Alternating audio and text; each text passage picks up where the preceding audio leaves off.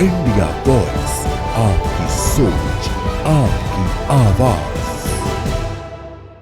खबर झारखंड देखना शुरू कर चुके हैं आप। मैं आपके साथ हूं अब्दुल नबी हसन। झारखंड की अहम खबरों पर डालते हैं अब विस्तार से नजर। हूल दिवस के अवसर पर स्वास्थ्य, खाद्य आपूर्ति और आपदा प्रबंधन मंत्री डॉक्टर इरफान अंसारी ने जिले के केंदू, आटाड, जूरगुडीही, कुर्ता, चलना, करमना, गोपालपुर और कदरुडीह सहित कई स्थानों पर जाकर वीर शहीद सिद्धू कान्हू की प्रतिमा पर माल्यार्पण कर उन्हें श्रद्धांजलि दी। इस मौके पर उन्होंने बीजेपी पर तीखा हमला बोलते हुए कहा है, अंग्रेजों से भी ज्यादा खतरनाक आज की भारतीय जनता पार्टी है, जो संविधान, लोकतंत्र और आदिवासी अस्मिता को कुचलना चाहती है। डॉक्टर अंसारी ने जनता से अपील की है कि वो बीजेपी के खिलाफ एक नया हूल खड़ा करें। उन्होंने जोर देकर कहा है कि आज़ादी की लड़ाई केवल अंग्रेजों के खिलाफ नहीं थी, बल्कि हर अन्याय के खिलाफ थी और बीजेपी आज उसी अन्याय का आधुनिक रूप बन सकती है।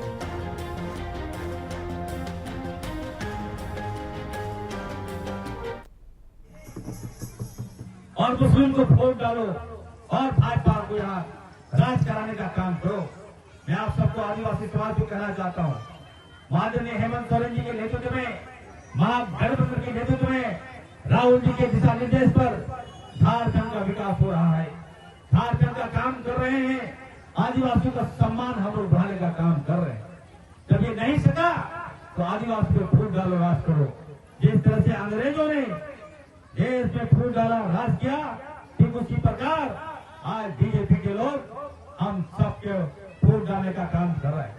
आज बताइए, रघुवरदास जैसी हो गया आदिवासी का, चला आता है संसार पढ़ना, वहां पे उल्टा पुल्टा बयानबाजी देता है। रघुवरदास आज को कहना चाहता हूं, तुम्हारी यह दाल हम नहीं गले देंगे। ये राज्य लिया है आदरणीय दिसम गुरु शिबू सोरेन जी, ये राज्य लिया है मेरे पिताजी फूटकार अंसारी। निश्चित तौर पर यहाँ अगर राज होगा तो आदिवासियों का राज होगा, भाजपा का राज यहाँ नहीं होगा, ये हम कहने के आए। मुख्यमंत्री जी रात काम कर रहे हैं, विकास कर रहे हैं। आज हर सम्मान मैया सम्मान दिया। यहाँ 20 साल भाजपा ने काम किया, लेकिन कभी भी हमारे आदिवासियों को, मूलवासियों को नहीं देखा। किसने देखने का काम किया? हमारे लोकप्रिय मुख्यमंत्री आदरणीय हेमंत सोरेन जी ने देखने का काम किया। आदिवासियों को सम्मान दिया, हमारी बहनों को सम्मान दिया, माता को सम्मान देकर 2500 रुपया उनके खाते में देने का काम किया। ये कोई कर सकता था तो सिर्फ और सिर्फ हमारे मुख्यमंत्री आदरणीय हेमंत सोरेन जी कर सकते थे। आज आपको सत्ता मिला, रघुवरदास को पोती बने, क्या किया आपने? आदिवासी को मरवा दिया, युवाओं को मरवा दिया, मुसलमानों को मरवा दिया, दलित को मरवा दिया। भाई नकली हितैषी बन बैठे हैं आप लोग। चल आज तो सन की बात आती है कि आज कम से कम हूल दिवस के अवसर पर आपका भोगना लेना, वहां हंगामा किया है भाजपा के लोग। मैं छोड़वा नहीं, बीजेपी को कहना चाहता हूँ, तमाशा बंद कर दो। इस राज्य में भाजपा पूरा दाल नहीं करना देंगे। यहाँ पर अगर साथी और साजिश रचोगे तो मैं खुलेआम सामने आऊंगा और तुम लोग बर्बाद करने का काम करूंगा, भाजपा को समझने का काम करेंगे। जामताड़ा जिले की से शिक्षा विभाग की एक बड़ी कार्रवाई सामने आई है। जिला शिक्षा अधीक्षक विकेश कुणाल प्रजापति ने राज्य मुख्यालय के निर्देश पर जिले के 120 पारा शिक्षकों को कार्यमुक्त कर दिया है। बताया जा रहा है कि इन शिक्षकों की नियुक्ति 2004 से 2013 के बीच में हुई थी, लेकिन जिन शैक्षणिक प्रमाण पत्रों के आधार पर ये बहाल हुए थे वो राज्य के जरिए मान्यता प्राप्त संस्थानों की सूची में शामिल नहीं है। इनमें प्रयागराज स्थित हिंदी साहित्य सम्मेलन, प्रयागराज विश्वविद्यालय और इलाहाबाद विश्वविद्यालय जैसे नाम शामिल हैं, जिन्हें अब वैध नहीं माना जा रहा है। जामताड़ा में 120 पारा शिक्षकों को इसलिए कार्यमुक्त कर दिया गया। पूरे जिले में 120 पारा टीचर ऐसे थे जिन्होंने गैर मान्यता प्राप्त संस्थानों से इंटर की डिग्री हासिल की थी या फर्जी तरीके से जो डिग्री हासिल की थी, उसका सारा डिटेल्स हमारे पास था। तो विभाग से भी चूँकि निर्देश है कि जो गैर मान्यता प्राप्त संस्थानों से डिग्री हासिल किए हैं उन्हें हटाया जाए, उन्हें कार्यमुक्त किया जाए, उनकी सेवा नहीं ली जाए। तो इसी संबंध में अग्रेतर कार्रवाई करते हुए मेरे द्वारा ये स्टेप लिया गया है। खबर जमशेदपुर से है, जहां पर पूर्वी सिंहभूम जिले के बहरागोड़ा में एक गैस टैंकर से रिसाव की घटना ने हड़कंप मचा दिया। मामला NH 49 पर कालिया डिंगा ओवरब्रिज के पास का है, जहां पर टैंकर को नुकसान पहुंचने के बाद उससे गैस लीक होने लगा। स्थिति की गंभीरता को देखते हुए झारखंड और उड़ीसा के रास्तों को प्रशासन ने पूरी तरह से बंद कर दिया। आपको बताते चलें कि बहरागोड़ा के अंचल अधिकारी राजाराम सिंह मुंडा और थाना प्रभारी शंकर प्रसाद कुशवाहा मौके पर मौजूद हैं, राहत कार्यों की निगरानी कर रहे हैं। जैसे गैस किस प्रकार लीक हुई है, ये जहरीली है या सामान्य, इसका पता लगाने के लिए उड़ीसा के बालेश्वर से विशेषज्ञों की टीम बुलाई गई है। फायर ब्रिगेड की गाड़ियां भी अलर्ट मोड पर हैं। मैं राजाराम सिंह मुंडा, सीओ बहरागोड़ा। क्योंकि आज आकस्मी की अचानक यहाँ 5:30 बजे आसपास में हमारे कोलियाडंगा चौक में है, यहीं पर जो है कि थोड़ा सा लीकेज की घटना हुई थी और ड्राइवर के चालाकी से जो है कि उस गाड़ी को अभी बीच में हमारे जामसाला और बहरागोड़ा के बीच में जो गाड़ी को रखी गई है, उसमें परफ्यूम गैस है और मथुरा से प्रादीप जा रही थी गाड़ी। और अभी दोनों क्षण में उड़ीसा और हमारे झारखंड के बीच में कम से कम हम लोग 500 मीटर की दूरी में ही गाड़ी को सभी को रोकी दी गई है। और उनकी जो एक्सपोर्ट टीम है, गैस की जो एक्सपोर्ट टीम है, वे पारादीप से बालेश्वर से वे निकल चुकी है। वो आएगी तभी किसी प्रकार से हम लोग इसको समाधान की ओर करेंगे, क्योंकि इसको छेड़छाड़ करना हमारी बस की बात नहीं है। क्योंकि हमने अपना फायर ब्रिगेड की गाड़ी को लेकर रखा है यहाँ पे, और किसी को भी यहाँ पे आवागमन के लिए कोई भी हो, चाहे बाइक में हो चाहे किसी को भी यहाँ आने जाने के लिए नहीं दिया जा रहा है। सुबह 6 बजे से मैं आ रहा था, इधर जब टर्न मारा। हाँ, किधर से बोले ना? इधर वहाँ से गाड़ी कहाँ रुके? गाड़ी कहाँ लोड हुआ था? गाड़ी मथुरा से लोड हुआ। मथुरा से लोड हुआ था। कब निकले थे वहाँ से? 27 तारीख को। 27 तारीख को। और यहाँ जब पहुँचे आप कितना बजे हुआ? 6 बजे। 6 बजे हुआ। जब 6 बजे हुआ कहाँ? एक्चुअली एक चौक में हुआ था, चौक में सामने जहाँ गाड़ी खड़ा हुआ है? नहीं, वहाँ हुआ था जो ब्रिज है, बहरागोड़ा ब्रिज। हाँ, बस वहीं से निकल रहा था गैस। हाँ। आपको मालूम कैसे चला? वहीं जब आड़ा तभी वहीं तो टूटा है। अच्छा, मतलब कहाँ टूटा? कहाँ? ये ब्रिज के में अड़ गया ना, ब्रिज में। अच्छा। झारखंड के चतरा जिले में कोयले की काली कमाई को लेकर बड़ा खुलासा हुआ है। टंडवा स्थित CCL की आम्रपाली परियोजना में हर दिन 2 से 3 लाख रुपए की अवैध वसूली की जा रही थी। ट्रक मालिकों ने इस घोटाले की शिकायत 11 जून को टंडवा थाने में की, लेकिन पुलिस ने तत्काल कार्रवाई नहीं की। लगातार 17वें दिन तक FIR दर्ज न होने के बाद ट्रक मालिकों ने राज्य के पुलिस महानिदेशक से सीधी शिकायत की। उसके बाद अब जाकर 28 जून को टंडवा थाने में कांड संख्या 120.25 के तहत मामला दर्ज किया गया है। सूत्रों की माने तो CCL के लोडर स्लिप देने के नाम पर प्रति ट्रक 500 से 800 रुपए की वसूली की जा रही थी। ये रकम एक फर्जी वाहन मालिक संघ के जरिए ट्रकों से जबरन वसूली जा रही थी। बताया जा रहा है कि इस अवैध धंधे में कई उच्च अधिकारी भी संलिप्त हो सकते हैं। अगर CBI या SIT जैसी एजेंसीज जांच करती हैं तो बड़े चेहरों का भांडाफोड़ हो सकता है।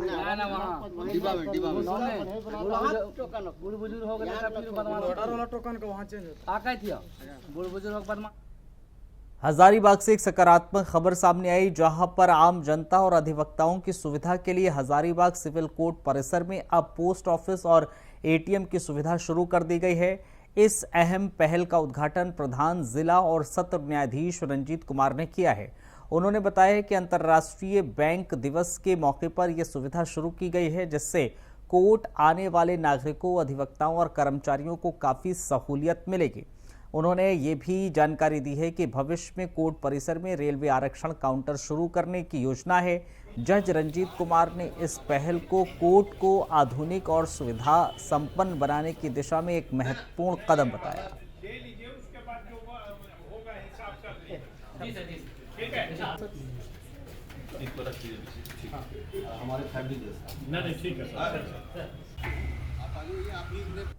आज पूरे राष्ट्र में बैंक दिवस मनाया जा रहा है और इस उपलक्ष्य में हमारे व्यवहार न्यायालय हजारीबाग में लिटिगेंट्स के लिए, लॉयर्स के लिए, ऑफिसर्स के लिए या तमाम वैसे जो व्यक्ति सिविल कोर्ट में आते हैं तो उनके लिए आज सब पोस्ट ऑफिस और ATM का इनॉग्रेशन किया गया है। जिससे आम लिटिगेंट्स को और इनसे जुड़े हुए प्रत्यक्ष या अप्रत्यक्ष रूप से सभी व्यक्तियों को वो बहुत ही फायदा होगा। लोगों के पास में अगर पैसे एटीएम है तो तुरंत एटीएम से अपने पैसे की निकासी करेंगे।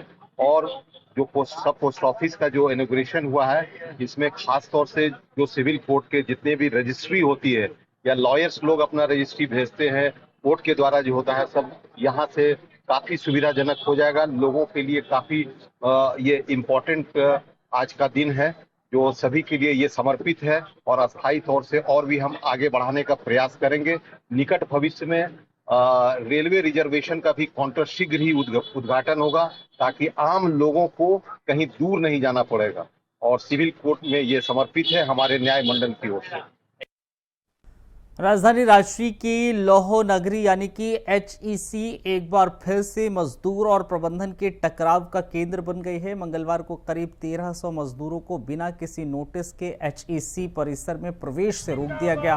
गुस्साए मजदूरों ने मुख्यालय गेट के सामने जोरदार विरोध प्रदर्शन किया और पुराने नियमों के तहत ही काम करने की मांग की है। मजदूरों का कहना है कि वो पिछले 20 से 25 साल से जिस शर्तों पर काम कर रहे हैं, अब उन्हें नए आउटसोर्सिंग कंपनी के तहत काम करने के लिए कहा जा रहा है, जो उन्हें स्वीकार नहीं है। इस पूरे मामले में बंधन की ओर से अब तक कोई आधिकारिक बयान सामने नहीं आया है, लेकिन हालात लगातार तनावपूर्ण बने हुए हैं। HEC रांची में श्रमिकों का गुस्सा दरअसल फूट पड़ा है। लोग यहाँ काम कर रहे हैं, अस्थायी प्रवृत्ति का काम कर रहे हैं। सिर्फ कॉन्ट्रैक्टर एक बहाना है और पहले से जो कॉन्ट्रैक्टर यहाँ थे वो सिर्फ वेतन देते थे।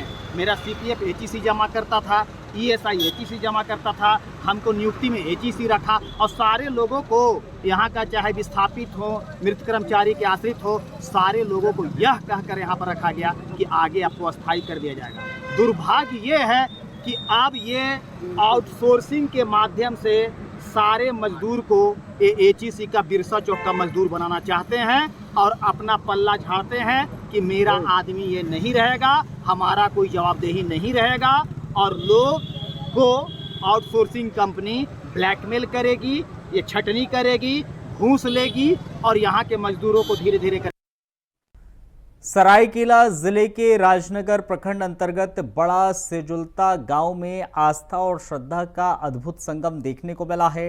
यहां सैकड़ों विवाहित महिलाओं ने विपत तारिणी पूजा कर देवी दुर्गा की आराधना की है। इस पूजा का आयोजन रथ यात्रा के उपलक्ष्य में किया जाता है, जिसमें महिलाएं अपने पति की लंबी आयु और परिवार की सुख शांति के लिए व्रत रखती हैं। मंदिर के पुजारी दिलीप पांडा ने बताया है कि विपत तारिणी पूजा संकटों से मुक्ति दिलाने वाली मानी जाती है और ये क्षेत्र की एक पुरानी परंपरा है। पूरे इलाके में धार्मिक वातावरण रहा है। महिलाओं की गहरी आस्था का पर्व है और इसको और खास आज बनाया गया है।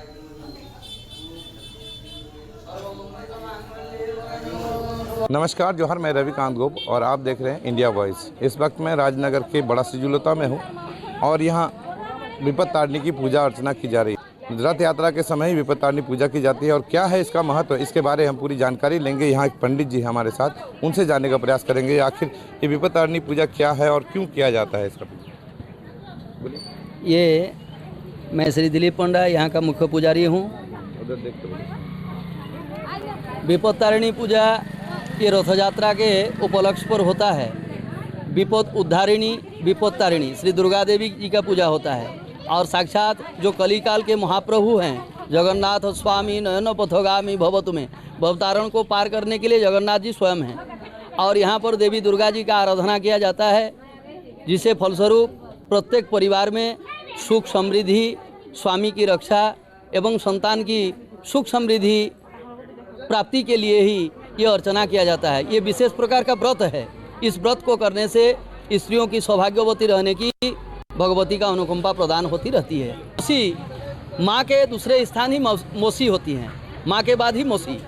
तो मौसी के घर प्रत्येक वर्ष हर साल में वो एक बार निकलते हैं अपने मौसी घर के लिए। हम लोग जैसे जाते हैं मामा घर के लिए, मामा घर जब जाता है बच्चा तो बहुत आनंद पूर्वक जाता है, उसी तरह प्रभु भी जब निकलते हैं अपने मौसी के घर तो सब भक्त, जैसे हमारे यहाँ पर कहा गया है कि जितने भी देवता हैं हम उनको देखने के लिए मंदिर को जाते हैं, लेकिन प्रभु जगन्नाथ जो हैं वो मंदिर से निकलते हैं भक्तों को दर्शन देने के लिए। सबसे बड़ा महत्व यही है कि प्रभु भक्त के अधीन है। भक्त यदि चाहे तो प्रभु को अपने पास ही रख सकता है, ये मान्यता है। सबसे बड़ी बात है, गुंडीचा मंदिर आते समय आज भी प्रत्यक्ष प्रमाण है। श्री जगन्नाथ धामपुरी में जब प्रभु आते हैं तो सालबेग नाम का एक भक्त था जो जाति में मुस्लिम था। वहाँ के लोग उसको अंदर जाने नहीं दिए, इसीलिए उसने प्रभु का ध्यान करते करते अपना शरीर को त्याग दिया। आज भी भगवान जब रथ लेकर के आते हैं, जगन्नाथ जी जब अपना रथ पर सवार होकर आते हैं तो उनके द्वार पर जैसे पहुँचते हैं तो अपने आप रथ खड़ी हो जाती है। कितने ही आप लोग खींचिए लेकिन वो हिलते नहीं हैं। जब तक सालबेग को दर्शन नहीं देते तब तक वो आगे रथ नहीं बढ़ता है। ये मान्यता आज भी है और साक्षात प्रमाण भी है। अच्छी बात कही है और ये जगन्नाथ प्रभु के बारे में विस्तार से जानकारी दी। और खासकर आज जो विपत्ति तारिणी पूजा की जाती है, इनकी पूजा जो आस्था का पर्व है, इसको बेहतरीन ढंग से बनाएं। कैमरामैन चिंटू के साथ रविकांत गोप, इंडिया वॉइस, राजनगर। जमशेदपुर के चकुलिया इलाके से एक अहम खबर सामने आई, जहां मिस्त्री पाड़ा में स्थित प्राप्ति ज्वेलर्स के मालिक अरुण नंदी पर चाकू और बंदूक की नोक पर हमला कर उससे करीब 1.5 किलो सोना और 50,000 रुपए से ज़्यादा की लूट की गई है। वारदात उस वक्त हुई जब अरुण नंदी दुकान बंद कर अपने घर लौट रहे थे। सीसीटीवी में भी दिखाई दे रहा है कि अपराधी पहले से ही दरवाजे के पीछे छिपे हुए थे। चोरों ने अरुण नंदी को स्कूटी से गिराया और उनके बैग लूटकर पश्चिम बंगाल की ओर फरार हो गए। पुलिस ने त्वरित कार्रवाई करते हुए जामबंदी थाना पश्चिम बंगाल में एक संदिग्ध को गिरफ्तार किया है और उससे पूछताछ जारी है। शुरुआती जांच में यह मामला अंतर्राज्यीय अपराधियों के गिरोह से जुड़ा हुआ लग रहा है। पुलिस आसपास के सभी फुटेज को खंगाल रही है। सीमा इलाकों में भी गश्त तेज है।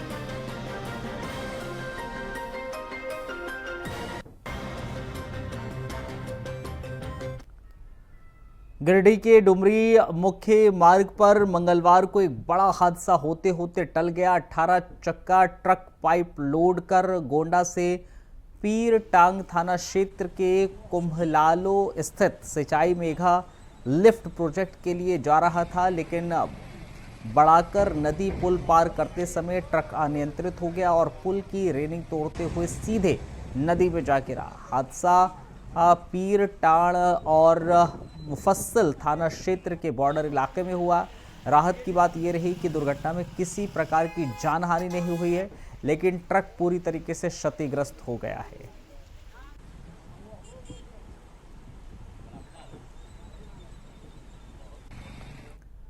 सरायकेला जिले के चिलगू सहरबेरा मार्ग पर बना एक जर्जर पुल अब मौत का रास्ता बन चुका है। ग्रामीणों के अनुसार पिछले कुछ वर्षों से यहां 40 से ज्यादा लोगों की जान जा चुकी है, लेकिन न सरकार न ही प्रशासन की आंखें खुलती हैं। पिछले 1 साल से ये पुल NHAI के जरिए अस्थायी रूप से बंद किया गया है, मगर आज तक न कोई वैकल्पिक व्यवस्था की गई, न ही मरम्मत शुरू हुई। हर दिन स्कूली बच्चों से लेकर आम लोगों तक जान जोखिम में डालकर इस पुल को पार करते हैं। गौरतलब है इसी मार्ग से प्रधानमंत्री और मुख्यमंत्री का काफिला भी गुजर चुका है, लेकिन हालात जस के तस हैं। जब इस मुद्दे पर बीजेपी के राज्यसभा सांसद डॉक्टर प्रदीप वर्मा से सवाल किया गया तो उन्होंने इसको बताते हुए कहा कि संबंधित मंत्रालय से तत्काल कार्रवाई की मांग की जाएगी।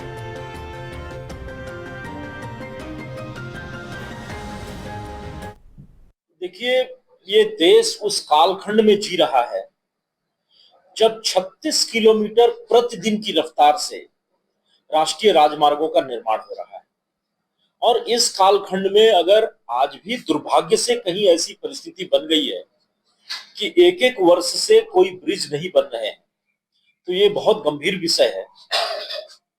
और ये जान के मुझे बहुत आश्चर्य भी हो रहा है और बहुत दुख भी हो रहा है कि ये परिस्थिति हमारे झारखंड में इस प्रकार की एक है।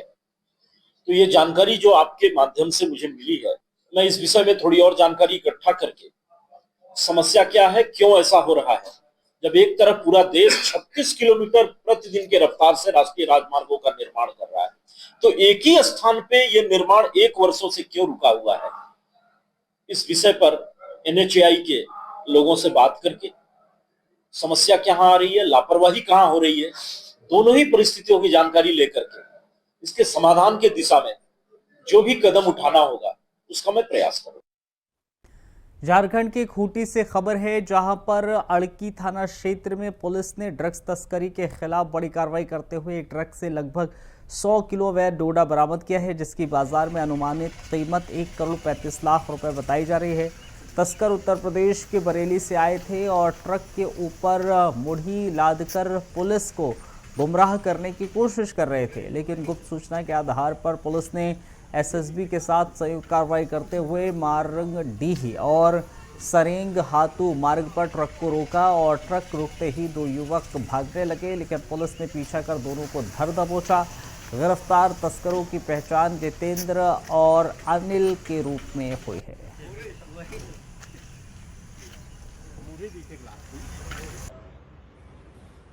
एक सरेंघातू चौक में एक ट्रक को रोका गया और उसकी जांच की गई।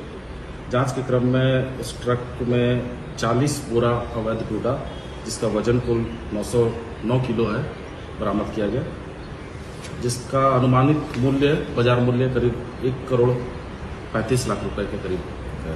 इस संबंध में 2 लोगों की गिरफ्तारी की गई है, जितेंद्र पाल और आकाश, दोनों ग्राम बैरूली मीरगंज उत्तर प्रदेश बरेली के रहने वाले हैं।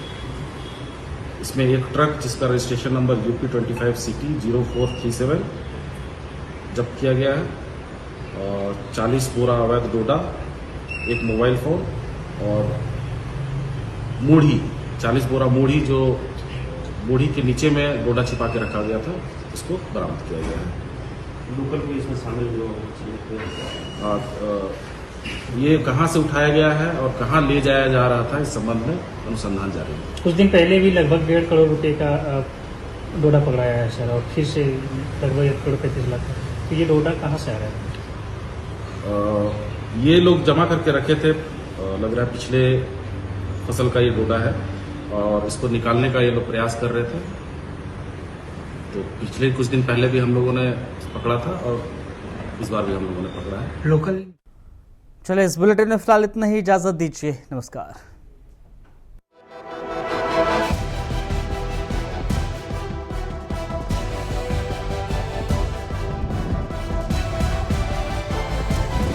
इंडिया वॉइस, आपकी सोच, आपकी आवाज।